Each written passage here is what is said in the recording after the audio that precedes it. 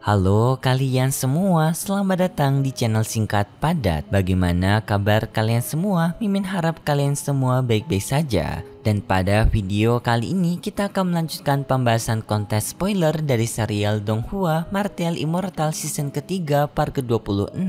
Dan langsung saja kita masuk ke bagian cerita terbaru. Cerita ini berlanjut dengan Ye Chen yang telah berhasil memanggil kesengsaraan surgawi, yang dimana waktu itu Ye Chen telah berhasil menerobos ke ranah void.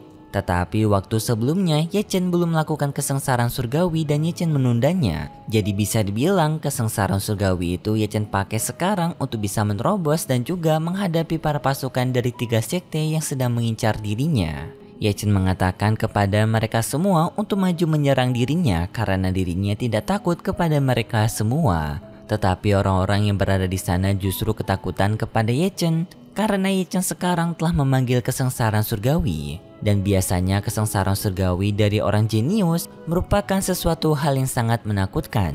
Di sana Ye Chen melihat jika sekte Ziyang berusaha untuk kabur meninggalkan Ye Chen. Ye Chen menghina sekte Ziyang dengan menyampaikan jika sekte Ziyang sebelumnya sangat bersemangat sekali untuk menangkap dirinya. Tetapi kenapa sekte Ziyang sekarang malah kabur paling pertama meninggalkan Ye Chen? Ye Chen pun meminta kepada anggota sekte Ziyang untuk maju menghadapi dirinya. Ia akan melawan mereka semua bersamaan. Tetapi anggota sekte Ziyang masih ketakutan kepada Ye Chen dan mereka berusaha untuk kabur meninggalkan Ye Chen. Yang untungnya Ye Chen tetap berhasil mengejar rombongannya sekte Ziyang sampai pada akhirnya Ye Chen bisa menghajar patriark dari sekte Ziyang dengan menyambar guntur surgawinya Ye Chen ke arah patriark sekte Ziyang. Dan setelah berhasil menyambarkan petir ke arah dari patriark sekte Ziyang, Ye Chen pun mengincar kepada patriark sekte Qingyun. Dan dengan sambaran guntur surgawinya Ye Chen, patriark sekte Qingyun tidak bisa kabur meninggalkan Ye Chen. Dan patriark sekte Qingyun pun gosong akibat terkena sambar guntur surgawinya Ye Chen. Ratu Suantian dan juga pengawal Suya memberikan pujian mereka kepada Ye Chen karena ternyata Ye Chen bisa menghadapi para pasukan dari 3 sekte besar dengan caranya sendiri. Jadinya di sini mereka berdua tidak perlu sampai turun tangan untuk membantu Ye Chen juga. Tetapi masalahnya setelah kesengsaraan surgawi berakhir, mereka tidak mengetahui apakah Ye Chen masih bisa selamat menghadapi 3 sekte besar. Karena bisa dibilang setelah Ye Chen menyelesaikan kesengsaraan surgawinya, maka Ye Chen sudah tidak memiliki perlindungan untuk dirinya sendiri. Setelah Ye Chen bersenang-senang, Naga Tegu memberitahu kepada Ye Chen kalau kesengsaraan surgawi yang telah Ye Chen keluarkan merupakan kesengsaraan surgawi jenius yang disebabkan oleh binatang dewa. Dan jika Ye Chen ingin menghentikan kesengsaraan surgawinya, maka Ye Chen harus mengalahkan para binatang dewa tersebut. Jika Ye Chen tidak mengalahkan binatang dewa itu, maka kesengsaraan surgawi ini tidak akan berakhir. Naga Tegu menyuruh kepada Ye Chen untuk mengalahkan para binatang dewa. Dan lalu pun para binatang dewa dari kesengsaraan surgawinya Ye Chen menampakkan diri mereka.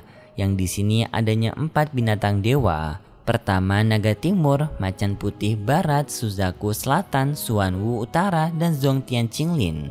3 sekte besar yang melihat kesengsaraan Qinyu alias Ye Chen pun sangat kaget. Karena mereka tak menyangka jika Ye Chen akan membangkitkan kesengsaraan surgawi kuno, yaitu dengan memanggil secara langsung 5 binatang dewa. Mereka semua sangat tak menyangka jika kejadian ini akan ditimbulkan oleh Qinyu alias Ye Chen. Lalu pertarungan Ye Chen melawan 5 binatang dewa pun dimulai. Dalam pertarungan itu, Ye Chen mengalami kesulitan yang sangat berat karena 5 binatang dewa ini memiliki kemampuan yang sangat kuat. Ye Chen berniat untuk kabur dari sana tetapi dihentikan oleh Naga Tegu. Naga Tegu memberitahu kepada Ye Chen kalau Ye Chen tidak akan bisa kabur dari kesengsaraan surgawi karena kesengsaraan surgawi akan selalu mengikuti Ye Chen. Karena kesengsaraan surgawi itu merupakan milik Ye Chen, makanya kesengsaraan surgawi akan selalu mengikuti Ye Chen selama Ye Chen tidak menghentikan mereka. Satu-satunya cara untuk bisa menghentikan kesengsaraan surgawi adalah dengan melawannya. Jika tidak dilawan, maka kesengsaraan surgawi itu akan semakin kuat dan Ye Chen tidak akan mampu untuk melawannya. Lalu pertarungan Ye Chen pun melawan kesengsaraan surgawi dimulai. Dalam pertarungan itu, Ye Chen menghadapi sendirian 5 binatang dewa. Singkat cerita, dalam pertarungan itu, Ye Chen telah berhasil mengalahkan 2 binatang dewa tersebut. Tetapi Naga Taigu memperingatkan kepada Ye Chen untuk tidak senang terlebih dahulu, karena 2 binatang dewa yang telah dikalahkan oleh Ye Chen dalam beberapa waktu ke depan akan bisa kembali pulih dan muncul kembali untuk menyerang Ye Chen. Jika Ye Chen tidak bisa mengalahkan kelima binatang dewa secara bersamaan, maka 2 binatang dewa sebelumnya akan kembali bangkit untuk menyerang Ye Chen. Mendengar hal itu membuat Ye Chen merasa sedikit panik. Lalu pertarungan Ye Chen pun kembali berlanjut melawan 5 binatang dewa. Tetapi dalam pertarungan itu semakin lama waktu berjalan, kekuatan dari 5 binatang dewa itu semakin kuat. Ye Chen benar-benar dibuat terpojokan oleh 5 binatang dewa tersebut. Kelima binatang dewa itu semakin kuat karena juga merespon perasaan Ye Chen yang semakin melemah seperti akan menyerah. Naga Taigu memberitahu kepada Ye Chen untuk bisa menyelesaikan kesengsaraan surgawi ini, maka jiwa Dao Ye Chen harus bangkit. Artinya Ye Chen tidak boleh sedikit pun memiliki sikap putus asa dalam menghadapi 5 binatang dewa. Ye Chen menuruti perkataan Naga Taigu, ia kembali bersemangat melawan kelima binatang dewa. Yang dimana kelima binatang dewa sekarang berniat untuk menggabungkan kekuatan mereka untuk menyerang ke arah Ye Chen. 5 binatang dewa pun mengeluarkan serangan terkuat mereka dan mereka maju menyerang Ye Chen. Terjadi ledakan kekuatan yang sangat dahsyat di dalam pertempuran itu. Sampai pada akhirnya tiba-tiba saja badai kesengsaraan surgawi milik Ye Chen telah menghilang. Yang artinya kesengsaraan surgawi Ye Chen sekarang telah berhasil diselesaikan. Tetapi ketiga sekte besar yang sebelumnya telah melihat Ye Chen melewati kesengsaraan surgawi ini, mereka tidak melihat keberadaan Qin Yu sekarang alias Ye Chen. Mereka semua pun jadi berpikir jika Qin Yu alias Ye Chen telah meninggoy dalam kesengsaraan surgawi. Lalu mereka semua pun pergi dari sana. Yang dimana Ye Chen sendiri ternyata masih hidup. Ia berada di dalam lubang hitam untuk bersembunyi di dalam lubang hitam tersebut menggunakan teknik luar angkasa. Tetapi karena Ye Chen menggunakan teknik luar angkasa membuat mata immortal Ye Chen merasa kesakitan. Bisa dibilang untuk sekarang Ye Chen masih belum bisa menguasai teknik luar angkasa untuk persembunyian. Jadi bisa menyebabkan mata immortalnya Ye Chen mengalami kesakitan akibat penggunaan untuk menggunakan teknik luar angkasa bersembunyi di dalam luar angkasa. Lalu Ye Chen pun tidak lama kemudian keluar dari teknik luar angkasanya. Tetapi karena sekarang Ye Chen masih belum menguasai teknik luar angkasa, membuat Ye Chen tidak bisa keluar ke tempat yang ia inginkan. Dan sekarang Ye Chen telah keluar tetapi berada di tempat yang acak. Yang dimana sekarang Ye Chen berada di tempat bersama dengan seorang wanita yang memiliki rambut hitam dan putih. Dan di saat ini wanita tersebut sekarang sedang dikejar oleh kawanan penjahat yang berniat untuk membawa wanita ini. Ye Chen awalnya tidak ingin ikut campur dengan urusan sang wanita karena 3 pria yang mengincar wanita ini berada di ranah dari Kuashi Heaven. Tetapi sayangnya ketiga penjahat pria ini justru mengincar Ye Chen juga karena Ye Chen merupakan Qin Yu alias si dewa pembunuh. Jika mereka bisa membawakan Qin Yu ke tempat pemimpin mereka, maka mereka bisa mendapatkan hadiah yang lebih banyak daripada membawa wanita ini ke tempat bos mereka.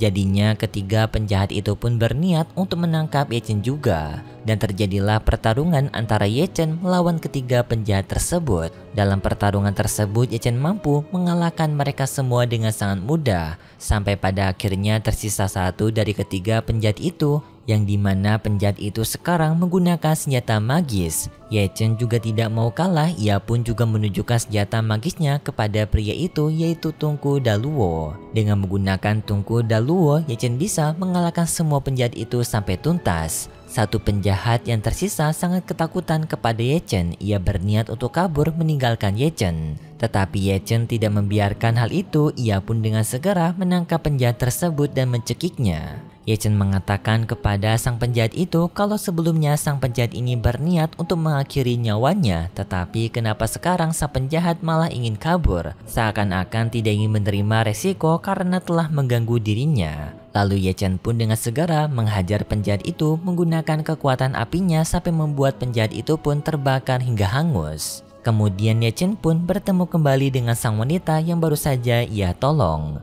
Dan di sini Ye Chen meminta bayaran kepada wanita itu karena Ye Chen yang telah menyelamatkan sang wanita. Sang wanita tidak keberatan, ia pun memberikan hartanya kepada Ye Chen. Lalu Ye Chen bertanya kepada sang wanita kenapa para penjahat sebelumnya berniat untuk mengincar sang wanita. Sang wanita menjawab kalau para penjahat sebelumnya mengincar dirinya karena mereka mengincar tubuh Dao Ling milik sang wanita. Mendengar hal itu pun membuat Ye Chen jadi sadar jika wanita ini berasal dari keluarga Shangguan, yaitu Shangguan Han Yue, yang merupakan kakaknya Yu Er. Setelah menyadari hal tersebut, Ye Chen pun dengan segera mengembalikan harta-harta yang telah ia ambil dari Han Yue. Karena Ye Chen tidak ingin dimarahi oleh Yu Er karena telah merampok kakaknya. Han Yue pun merasa sangat bingung kenapa tiba-tiba saja Qin Yu mengembalikan barang-barang yang telah ia ambil. Ye Chen menjawab kalau tadi ia hanya bercanda saja dengan Han Yue. Namun tiba-tiba saja setelah itu Han Yue mengalami kesakitan. Hal ini pun membuat Ye Chen jadi panik dan dengan segera ia mencoba untuk memeriksa tubuhnya Han Yue. Yang ternyata di tubuhnya Han Yue sekarang terdapat racun pemakan darah, yang dimana racun ini untuk menekankan tubuhnya Han Yue. Ye Chen pun jadi bertanya kepada Han Yue apa tujuan dari orang-orang jahat sebelumnya yang berniat untuk menangkap Han Yue. Han Yue menjawab kalau orang-orang sebelumnya yang berniat untuk menangkap dirinya berasal dari ras darah. Ras darah ingin menangkap Han Yue karena mereka berniat untuk membuat anak bersama tubuh Dao Ling milik Han Yue, yaitu agar mereka bisa mendapatkan garis keturunan darah tubuh Dao Ling. Mendengar hal itu, naga Taigu setuju dengan Han Yue, yang dimana Han Yue sendiri memiliki tubuh Dao, yang sama seperti tubuh spiritual merupakan tubuh suci juga, tetapi berbeda jenis. Naga Taigu juga menyarankan kepada Ye Chen jika Ye Chen tidak bisa membuat anak bersama Nishuang, maka Ye Chen bisa menggunakan Han Yue sebagai wadahnya.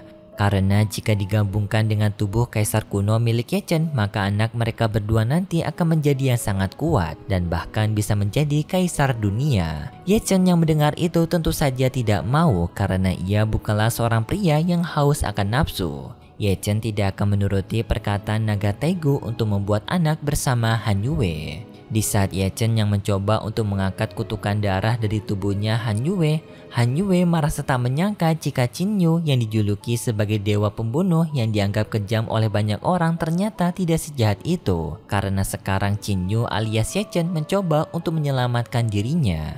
Hal ini pun membuat Han Yue merasa sangat tersentuh atas kebaikan Qin Yu alias Ye Chen. Singkat cerita, Ye Chen pun akhirnya telah berhasil mengangkat kutukan darah dari tubuhnya Han Yue. Setelah berhasil mengangkat kutukan darah tersebut, Ye Chen segera pergi dari sana. Dan tidak lama kemudian Han Yue juga telah tersadarkan diri. Namun sekarang Han Yue tidak lagi melihat keberadaan Qin Yu alias Ye Chen. Hal ini pun membuat Han Yue merasa cukup sedih karena dirinya belum sempat memberikan ucapan terima kasih kepada Qin Yu alias Ye Chen. Tetapi Qin Yu alias Ye Chen malah telah pergi duluan tanpa memberikan kabar.